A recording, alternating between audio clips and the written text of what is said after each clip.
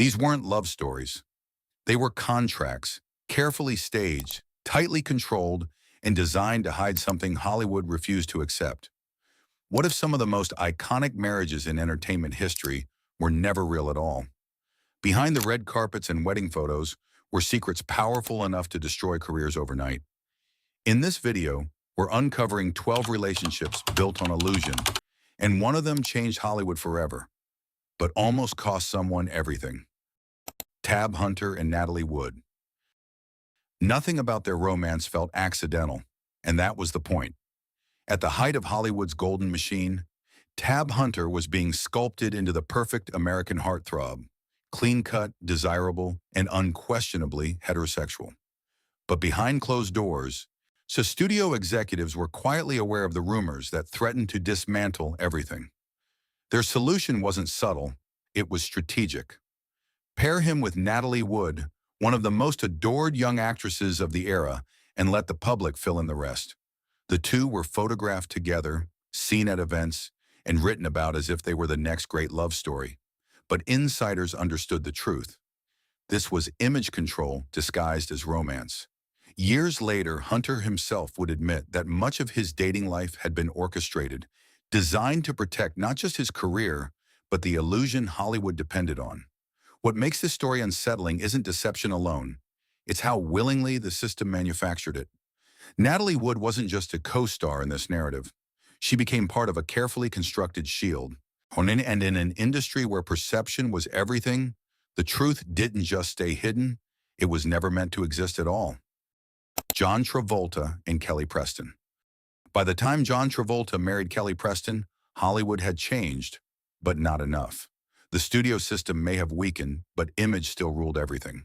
Travolta was a global star with a carefully rebuilt reputation, especially after career lows and later controversies. And yet, beneath the polished interviews and public appearances, whispers never fully disappeared. For years, tabloids, insiders, and online communities speculated about his private life, suggesting that his marriage served a deeper purpose than love alone. Unlike classic lavender marriages, this one operated in a more ambiguous era, where denial wasn't enforced by contracts, but by silence, influence, and careful narrative control. Kelly Preston, by all visible accounts, was a devoted partner, and their family life appeared genuine. But the persistence of rumors turned their relationship into something else entirely in the public eye, a puzzle people couldn't stop trying to solve. What makes this case particularly unsettling is its timing. This wasn't old Hollywood. It was modern celebrity culture, where exposure is constant. And yet, despite decades of scrutiny, the line between truth and performance remained blurred. In the end, the question was never fully answered, only carefully managed. George Cukor. He didn't marry to hide the truth. He helped others do it. George Cukor, one of Hollywood's most respected directors, was an open secret in an era that demanded silence. Within industry circles, his sexuality was widely known, yet publicly ignored. But Cukor's role extended far beyond his own life. He became something far more influential and far more troubling, an architect of carefully constructed relationships. In a system where a single rumor could destroy a career, actresses and actors alike turned to figures like Cukor for guidance. He was known to quietly arrange pairings, offering solutions that allowed stars to maintain their public personas while concealing private realities. These weren't casual suggestions. They were calculated survival strategies.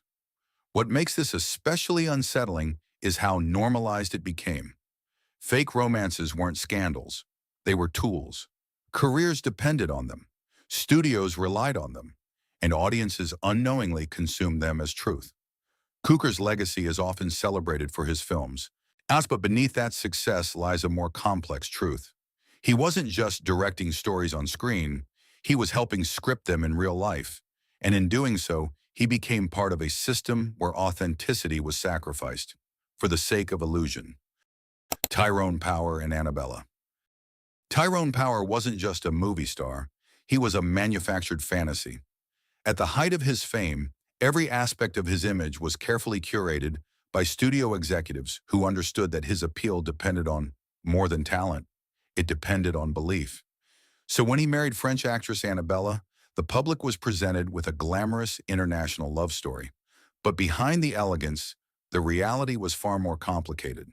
Hollywood insiders often describe Power as a man trapped between expectation and identity, when navigating a system where deviation from the ideal could end a career overnight. His marriage to Annabella, while not entirely devoid of affection, was frequently framed by biographers as part of a broader effort to stabilize his public image.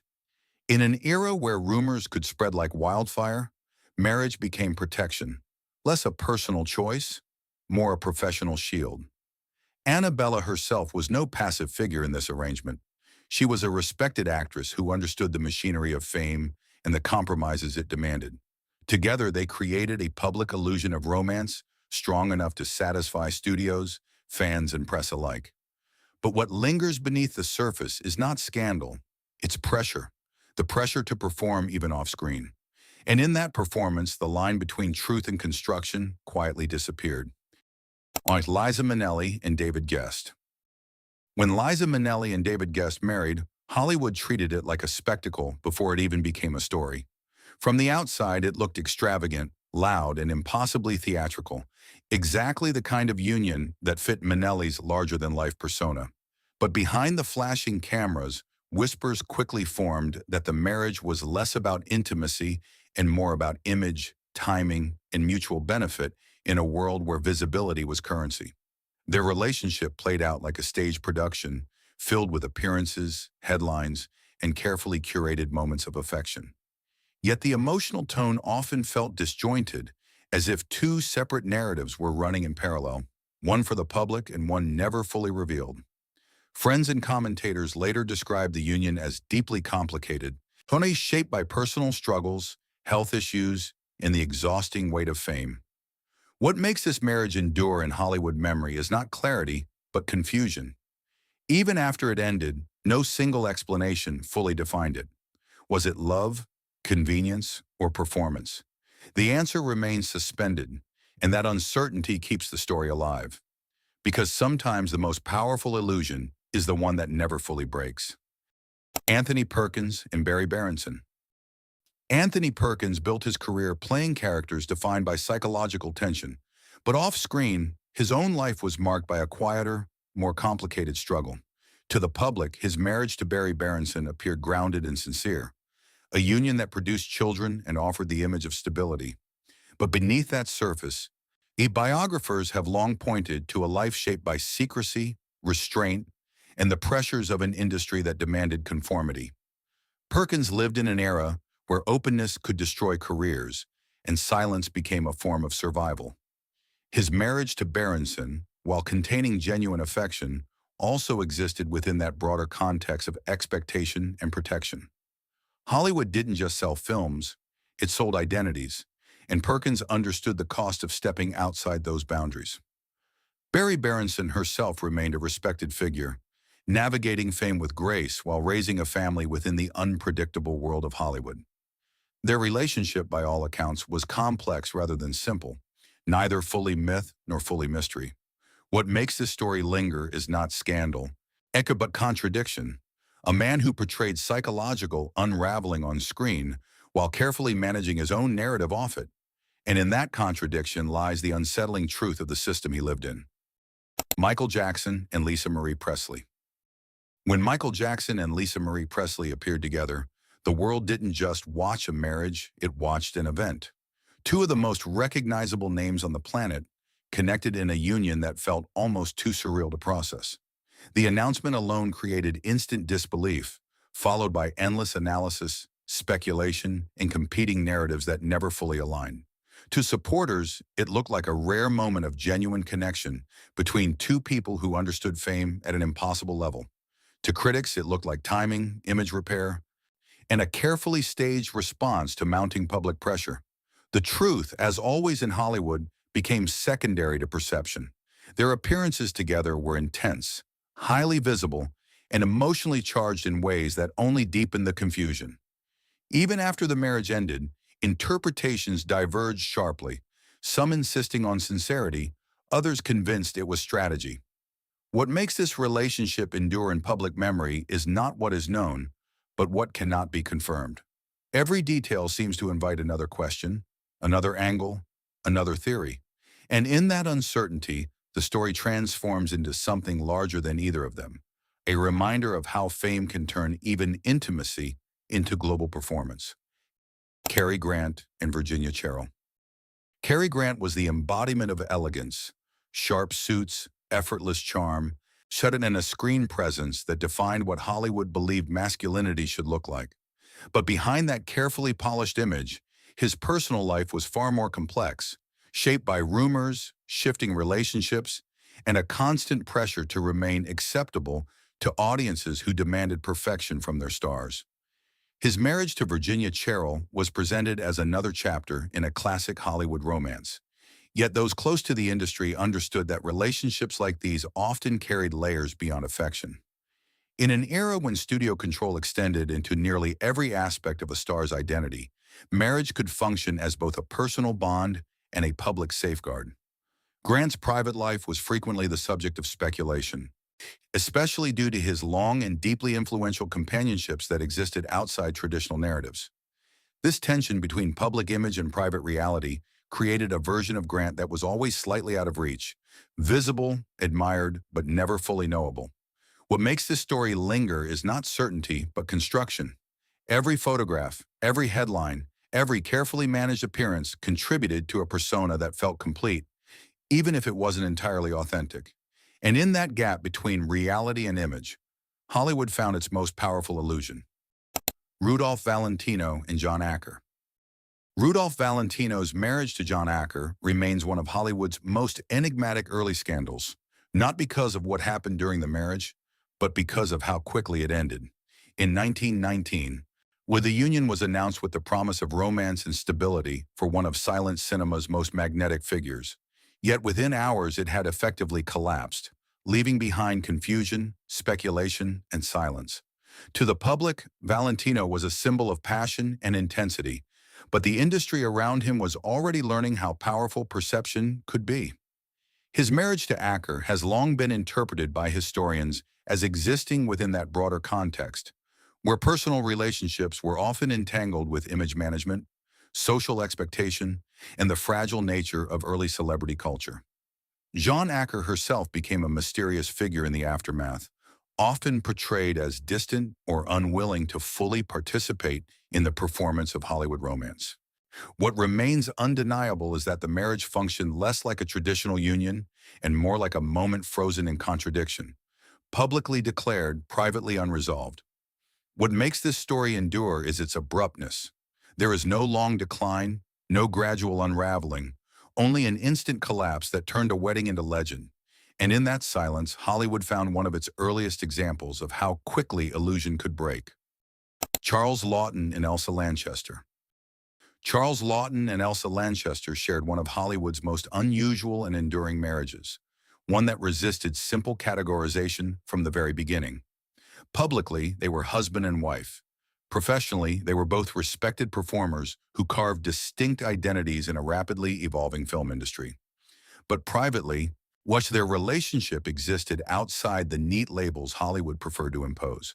They were often described by biographers as living what later came to be known as a lavender marriage, though their bond also contained elements of genuine companionship, artistic respect, and emotional dependency that defied easy explanation. Laughton's private life was complex and often guarded, shaped by an era where visibility could destroy careers, while Lanchester maintained her own independent presence within the industry. Together, they created a partnership that functioned both as protection and permanence, an arrangement that gave them stability in a world built on instability.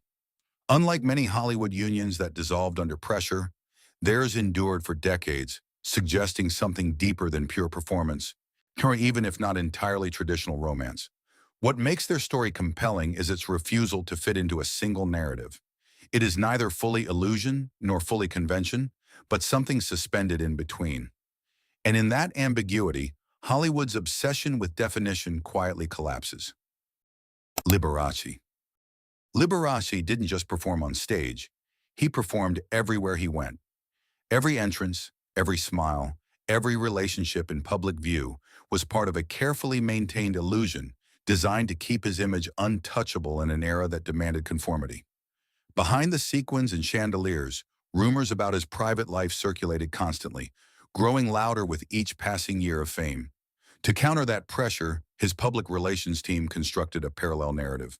What women were introduced into his world not as romantic partners in the traditional sense, but as carefully positioned figures meant to redirect attention. One of the most discussed examples was dancer Joanne Moran, whose presence alongside Liberace was widely interpreted as part of a strategic effort to soften public speculation and reinforce a heterosexual image that aligned with audience expectations at the time. These appearances were never random. They were timed, photographed, and framed with precision. In interviews, Liberace leaned into charm and humor, deflecting questions with theatrical ease, while the carefully curated relationships around him served as visual proof that the public could accept without questioning too deeply. What makes this story so haunting is not just the deception itself, but how normal it became within the machinery of fame. In Liberace's world, truth was less important than spectacle, and spectacle was everything. Even his most personal connections were filtered through the lens of audience perception, as if his entire life were another stage performance that never stopped. And yet the deeper tension never fully disappeared. The louder the glitter became, the more obvious the silence underneath felt. Because in the end, the illusion didn't just protect him. It trapped him inside a role he could never step out of without breaking the entire performance Hollywood had built around him. Rock Hudson and Phyllis Gates. Rock Hudson was the ultimate Hollywood leading man. Towering presence, effortless charm, and a screen image so polished it felt untouchable. In the 1950s, he wasn't just a star. He was a symbol of masculine perfection, carefully manufactured by studio executives who understood exactly how much was at stake in maintaining that illusion. But behind the carefully lit premieres and magazine covers, Hollywood was fighting to control a secret that could destroy everything. To protect that image, Hudson entered a marriage with Phyllis Gates, the secretary of his agent. On paper, it looked like a classic Hollywood love story. Rising star, sudden romance, and a wedding that reassured the public that its biggest heartthrob fit neatly into conventional expectations. But inside the industry, many understood the deeper function of the union. This was not simply a marriage, it was a shield. Phyllis Gates was often portrayed unfairly in later retellings, but the reality was more complex. As she existed within a system where personal agency was limited, and where relationships involving major stars were frequently shaped by powerful external forces. For Hudson, the marriage helped stabilize his public persona during a time when scrutiny was relentless and unforgiving. What makes this story so significant is its place in Hollywood history. It wasn't just about two people. It was about an entire system built on carefully controlled appearances. Every photograph, every public gesture, every carefully worded interview reinforced a version of reality designed to protect an industry's most valuable asset: belief.